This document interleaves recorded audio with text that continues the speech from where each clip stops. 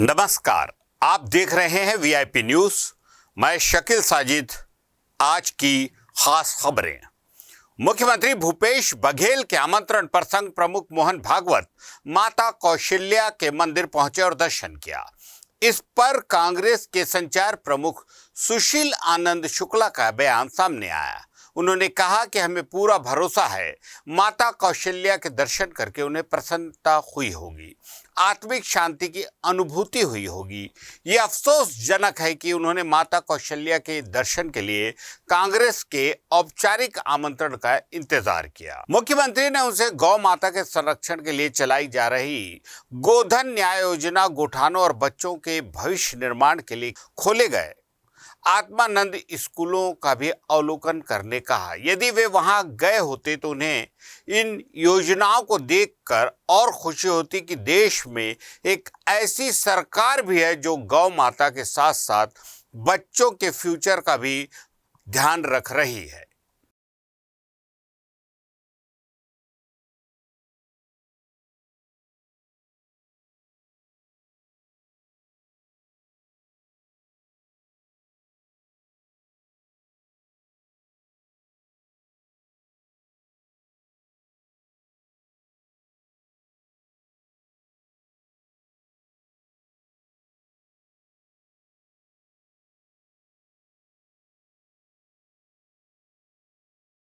मुख्यमंत्री श्री भूपेश बघेल के आमंत्रण पे संघ प्रमुख श्री मोहन भागवत आज माता कौशल्या के मंदिर का दर्शन करने चंदखुदी गए थे। हमें पूरा भरोसा है कि माता कौशल्या के मंदिर का दर्शन करके उन्हें प्रसन्नता हुई होगी, आत्मिक शांति की अनुभूति हुई होगी। लेकिन यह अफसोसजनक है कि उन्हें माता कौशल्या के मंदिर के दर्शन के लिए कांग्रेस के औपचारिक निमंत्रण का इंतजार था। मुख्यमंत्री श्री भूपेश बघेल ने संघ प्रमुख से यह भी अनुरोध किया था कि वे छत्तीसगढ़ सरकार के द्वारा गायों के संरक्षण के लिए, गौ माता के संरक्षण के लिए चलाई जा रही गोधन न्याय योजना और गोठान का भी अवलोकन करने जाएं। साथ ही भारत के नौनिहालों के, छत्तीसगढ़ के नौनिहालों के लिए चलाई जा रही स्वामी आत्मानंद मुफ्त अंग्रेजी माध्यम की स्कूल का भी अध्ययन का भी अवलोकन करने जाएं तो उन्हें आत्मिक शांति मिलेगी। वह खुशी होगी यह जान के कि देश में एक ऐसी भी सरकार है जो गायों के संरक्षण के साथ साथ भारत के भविष्य के निर्माण के लिए भी काम कर रही है।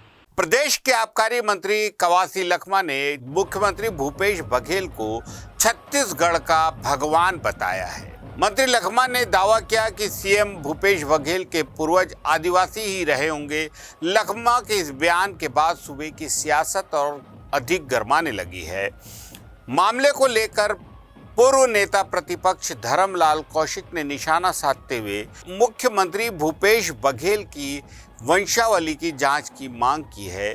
वहीं कहा कि कुत्सित मानसिकता से यदि भगवान गणेश की पूजा अर्चना करें तो इस पर मैं कुछ नहीं कह सकता। छठ पूजा से लेकर आदिवासी विश्व दिवस से लेकर और हमारा गणेश त्योहार को लेकर पूरा देवी देवता भूपेश बघेल का चीर में छिड़ा हुआ है। भूपेश बघेल छत्तीसगढ़ का भगवान है, तो इसलिए इस टाइप के बात करेगा वो ज्यादा दिन नहीं टिकेगा, क्योंकि गौ माता हिंदुस्तान का सबसे बड़ा माता है। गोवंश सबसे बड़ा चीज है।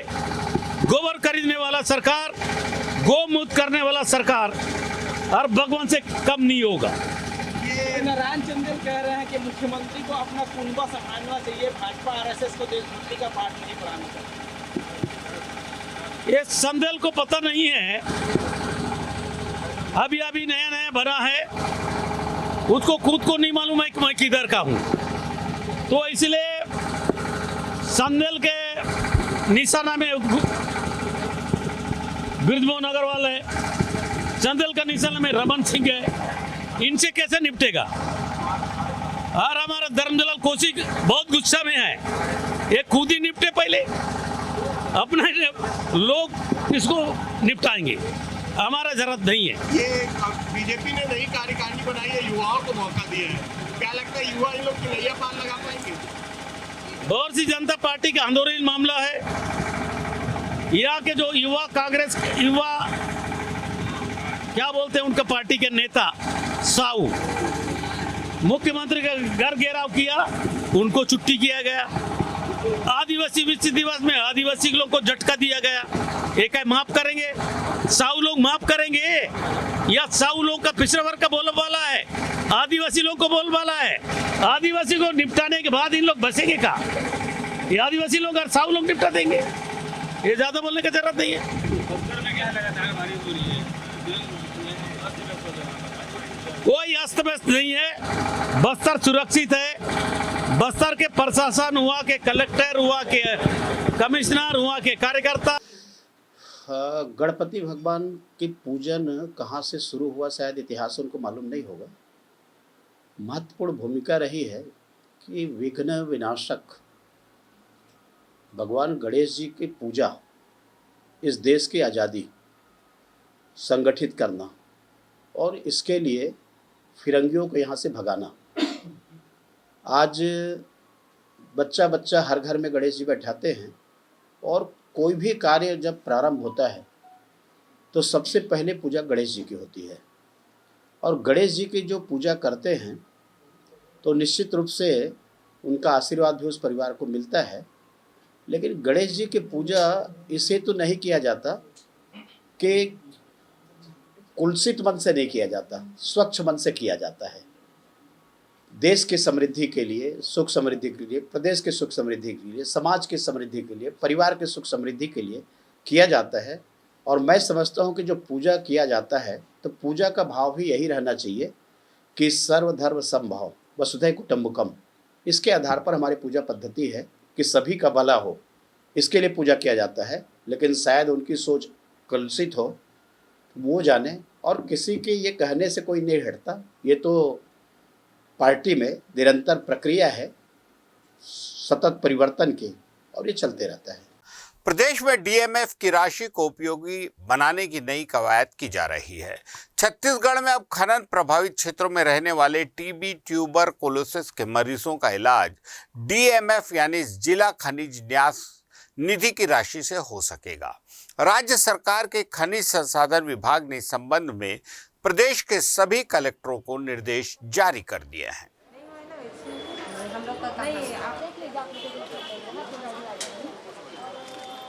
आजकल आईडी तो फोटो खींच के रख लेते हैं यार।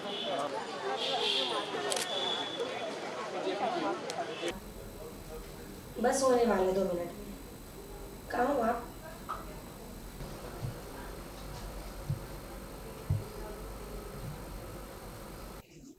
अभी तक टीबी की जो जरूरतें हैं वो करीब करीब फंड की दिक्कत महसूस नहीं होती है।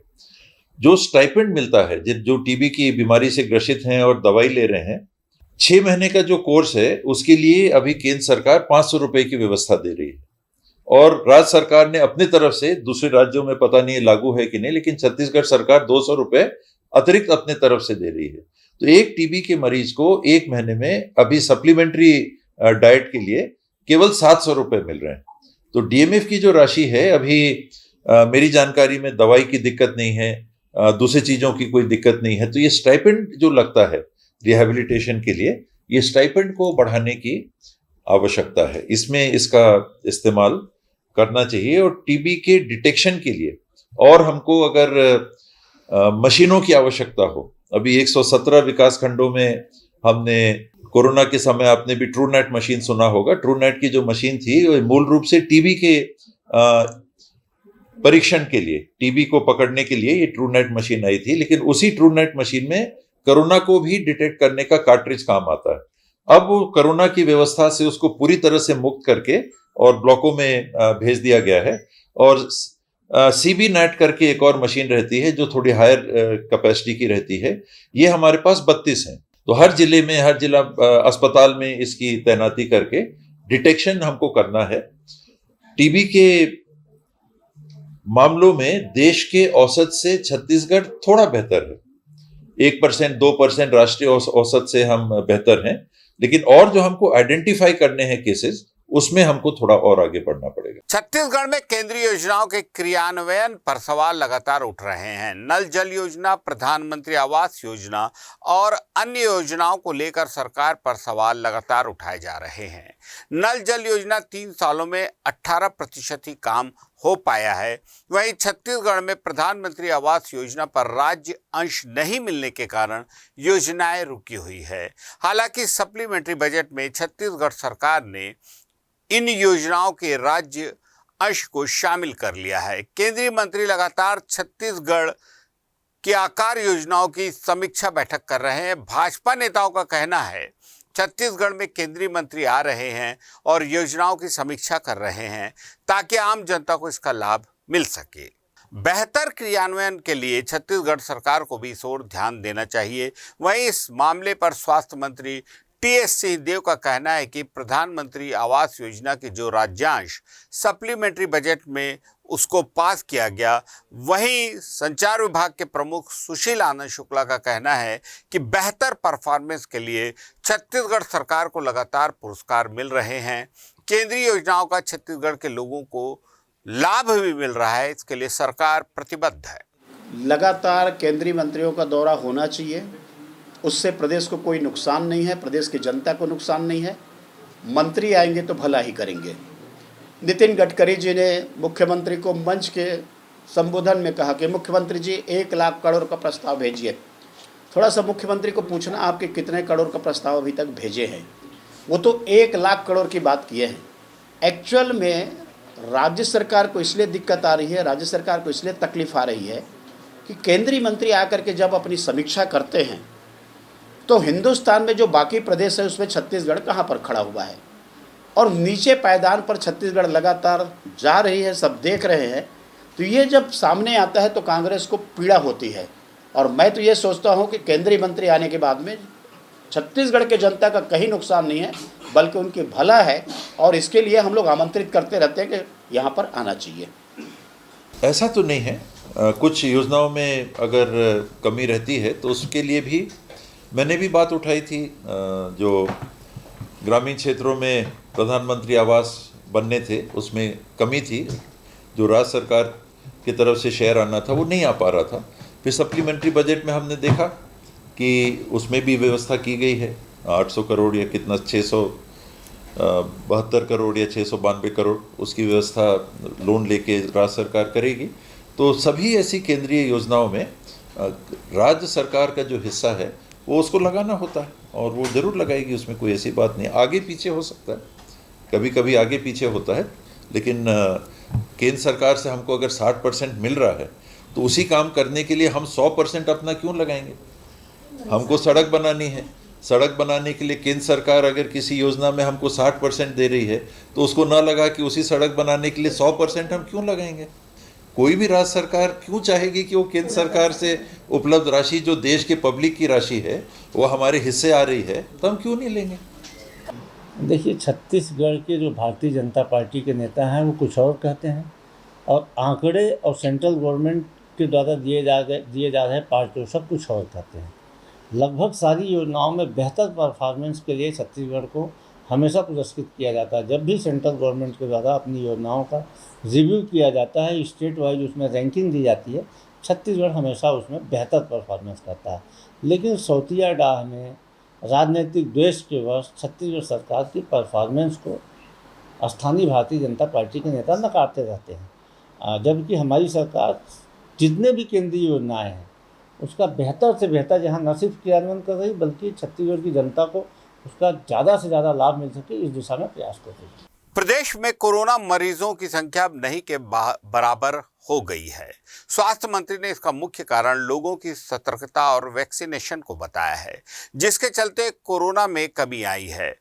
वैक्सीनेशन की अगर बात करें तो प्रदेश में कुल लगभग 50% लोगों ने ही बूस्टर डोज लगवाया है, क्योंकि अब लोगों के मन में कोरोना कब है किसी भी प्रकार से भय नहीं रहा है। स्वास्थ्य मंत्री टीएस सिंहदेव ने भी इस बात को स्वीकार किया। उन्होंने लोगों से अपील भी की कि कोरोना हालांकि अब कम हो गया है, लेकिन वैक्सीनेशन के दोनों डोज लगाने के लिए लोगों से उन्होंने अपील की।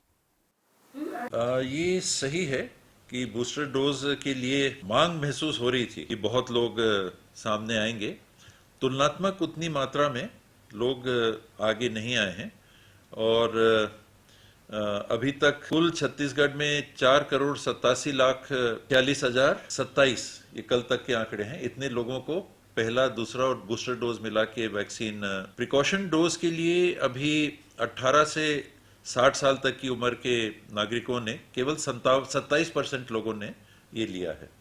इसमें खास करके जो दूसरी बीमारियों से ग्रसित हैं, कोमॉर्बिडिटी जो बोलते हैं हम लोग, और जो 60 साल से ऊपर हैं, उनको एक तरह से भले ही स्वैच्छिक लेकिन अनिवार्य रूप से उनको ले लेना चाहिए। सरकार दबाव नहीं बना सकती, लेकिन समझदारी इसी में है कि उनको ले लेना चाहिए। चौथी लहर में भी हम देख रहे हैं कि कोरोना के केस उतने नहीं आ रहे, मृत्यु कम हो रही है।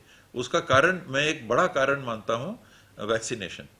तो वैक्सीनेशन और बूस्टर डोज, क्योंकि आप जो वैक्सीन लेते हैं कुछ समय तक उसका प्रभाव रहता है, 6 महीने 9 महीने के बाद उसका प्रभाव खत्म हो जाता है, लगभग खत्म हो जाता है। तो अब तो पहले 9 महीने का था, अब 6 महीने बाद आपने सेकेंड डोज लिया, उसके 6 महीने बाद आपको बूस्टर डोज जरूर ले लेना चाहिए। आज राज्य महिला आयोग की अध्यक्ष किरणमयी नायक महासमुंद में जन सुनवाई में पहुंची।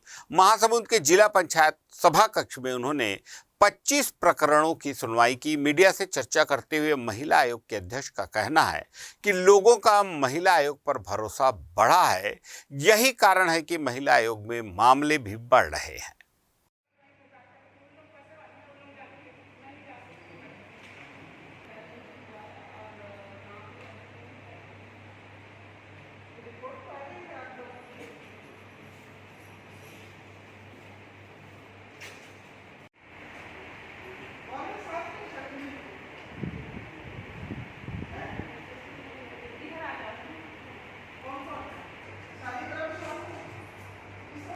ताला लगा। मेरा और जो कथन था वो जमीन संपत्ति वाला, भूमि विवाद वाला, हम लोग का मेरा बंटवारा वाला, वो मेरा विवाद अभी तक नहीं सुलझा है मेरा। सुनो बच्चे, समाधान तो पहले की बात है ना, तो आपके नजर में हम लोग किसी ना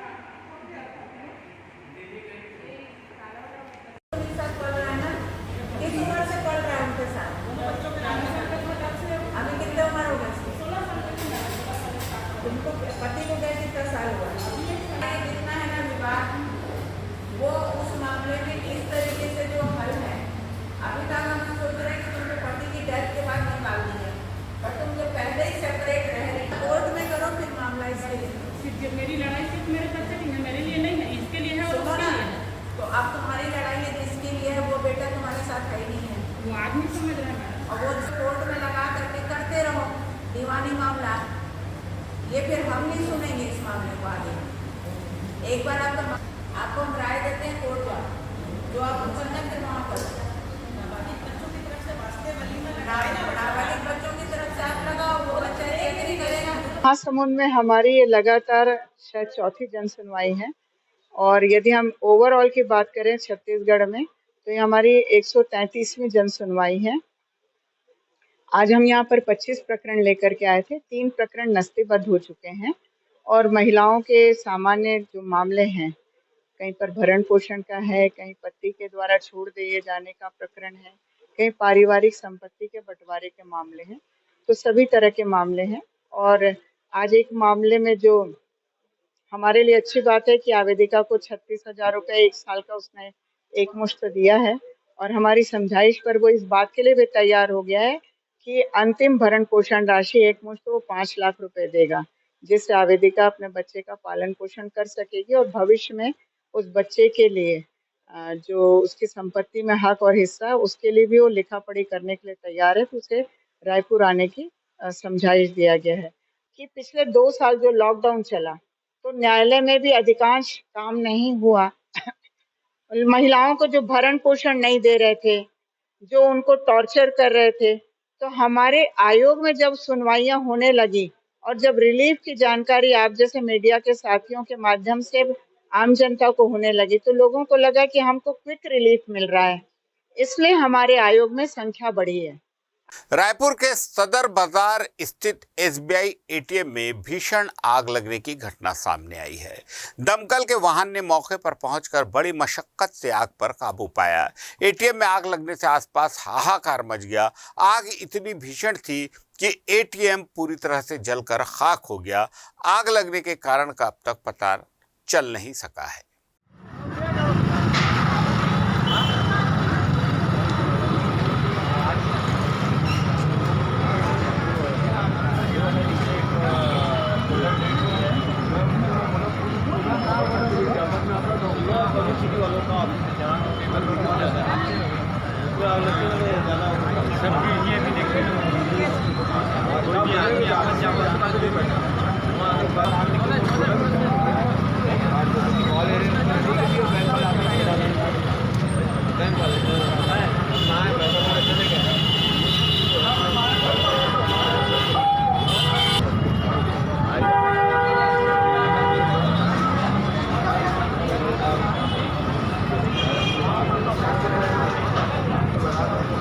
स्वदेशी जागरण मंच के द्वारा रोजगार और स्वरोजगार के लिए स्वावलंबी भारत अभियान चलाया जा रहा है।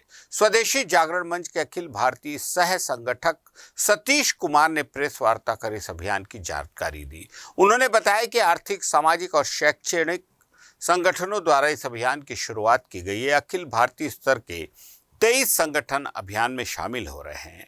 अगले 3 वर्षों में उद्यमिता, स्वदेशी और सहकारिता, इन 3 मंत्रों के आधार पर स्वरोजगार का बड़ा काम इस अभियान के जरिए किया जाएगा।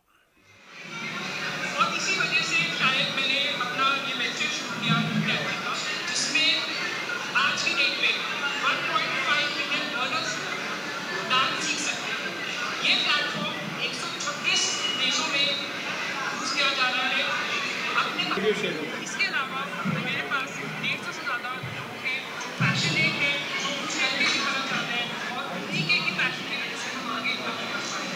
आगे भी मैं यही चाहूँगी कि ऐसे और लोग आगे निकल कर आए, स्पेशली वुमेन एंटरप्रेन्योर्स, क्योंकि नारी शक्ति बहुत बहुत बहुत पावरफुल है। अगर कुछ करना चाहे। ये अभियान भारत के प्रमुख अखिल भारतीय स्तर के आर्थिक, सामाजिक और शैक्षिक संगठनों ने शुरू किया है, जिनमें कुछ नाम मैं बोलता हूँ क्योंकि लगातार ऐसे संगठनों की संख्या जो इसमें काम करने वाले वो बढ़ रही है। भारतीय मजदूर संघ, भारतीय किसान संघ, लघु उद्योग भारती, सहकार भारती, ग्राहक पंचायत, अखिल भारतीय विद्यार्थी परिषद और ऐसे बाकी सब कुल 23 संगठन इस समय पर इस अभियान में शामिल हो गए हैं और ये सभी अखिल भारतीय स्तर के संगठन हैं। इनकी देश भर में बड़ी व्यापक पकड़ भी है। इस अभियान का मूल उद्देश्य है भारत की बेरोजगारी की समस्या को एड्रेस करना। ताज़ा तरीन खबरों के लिए देखते रहिए वीआईपी न्यूज़।